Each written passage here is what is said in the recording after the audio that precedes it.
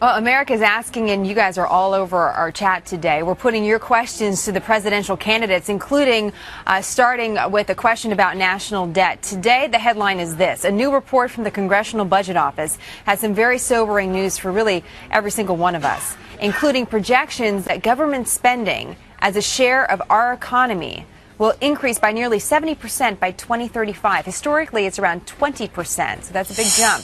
Republican Congressman and presidential candidate Ron Paul is joining us to take some of your questions.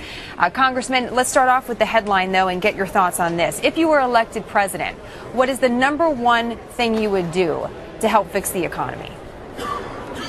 Well, the number one thing that I can do without going through the congressional process is the president. The president has the authority over foreign policy more than anything else. So indirectly, he can help the economy by bringing our troops home and stop spending some of this money that we spend maintaining our empire, and that would be a big help. But if you are talking directly with the economy, you have to address monetary policy and tax policy and spending policy.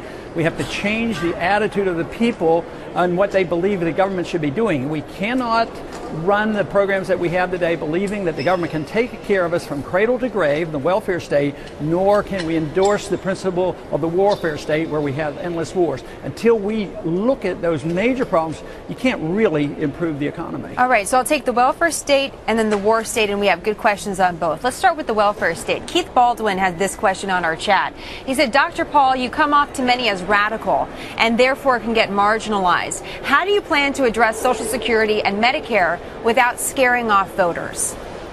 Well, in a very practical way, I've never voted to spend one penny out of Medicare or Medicaid because I don't vote for the appropriation bills. So if we are going to pretend and try to make these programs solvent, you cannot spend any of that money in the general revenue. And I also have bills that would make it, illegal to do that.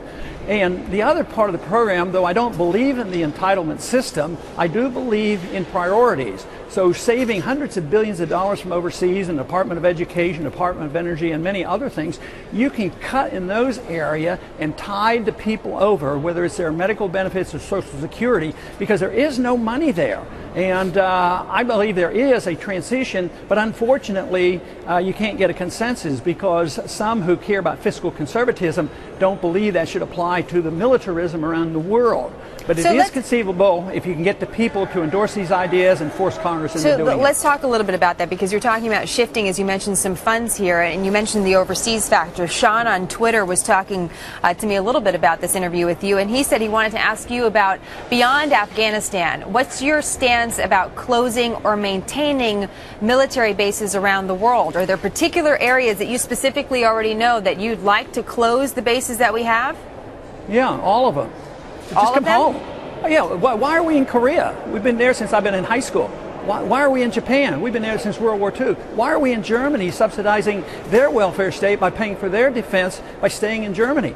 And why are we in 5 wars in the Middle East? We'd be much better off. We're less safe because of this. We're going broke, and it undermines our national security. So why stay any of those places? There's no economic or military advantage for us to be so involved trying to make other people live the way we do.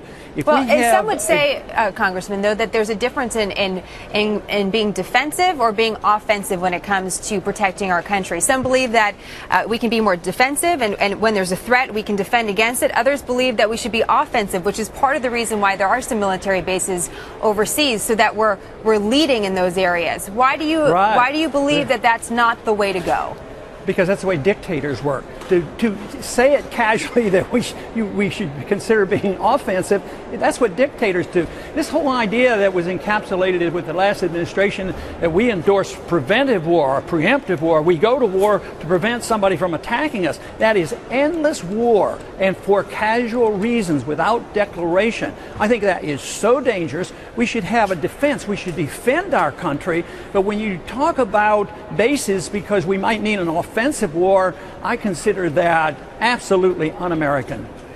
On the issue of past administration and the current administration, we have a comment coming from GC, and he would like to know if you could debate the president on any topic, what would it be and why? Well, there are too many good ones, but I would start with foreign policy. Why did he say that he would start bringing troops home and immediately increased our troops? So foreign policy overall, both administrations were very much the same, so I would challenge him on that. But how could I avoid wanting to challenge him on monetary policy, printing money when we need money, just print it, deficits, running up deficits? The whole economic program is so outlandish that it's led to this deficit crisis, and unless we deal with that, nothing is going to happen. Things are just going to get that much worse. So whether it's economic policy or foreign policy, it's all in the same. It's the size of government. Why not shrink the size of government and follow our Constitution? Congressman, you're giving this another shot, this run for president. There are, of course, folks that are already in the race and potential candidates, such as the governor of your state of Texas here. Curious, who do you view as your greatest competition, and why do you believe this time is the time for you to jump into this race again? Well, the country has moved in my direction because I've been talking about these things for a lot of years. And the financial bubble that so many of us worried about did collapse, and now we're going to move into inflation and a monetary crisis. So all these events, people are sick and tired of the groping at airports and the endless wars. So everything is moving in the direction of protecting our civil liberties. Now, as far as who do I see as the greatest threat, I put them all in one category. I think they all fit into the category of promoting the status quo. They don't challenge the foreign policy. They don't challenge the Federal Reserve System. They don't really challenge the deficit. If they did and they cared, we wouldn't have these kind of deficits. So I would say there's no one individual that I sense as my number one challenger. I think they're lumped together, and for my benefit, they're all going to divide the establishment vote up, and we'll do quite well. Well, I'm sure they have their thoughts about that as well, and that's why we're inviting all of them to come on with the town hall. Real quick, there's a rumor on our chat that you could be tapping Judge Napolitano of Fox News as your vice presidential candidate. Is there any truth to that?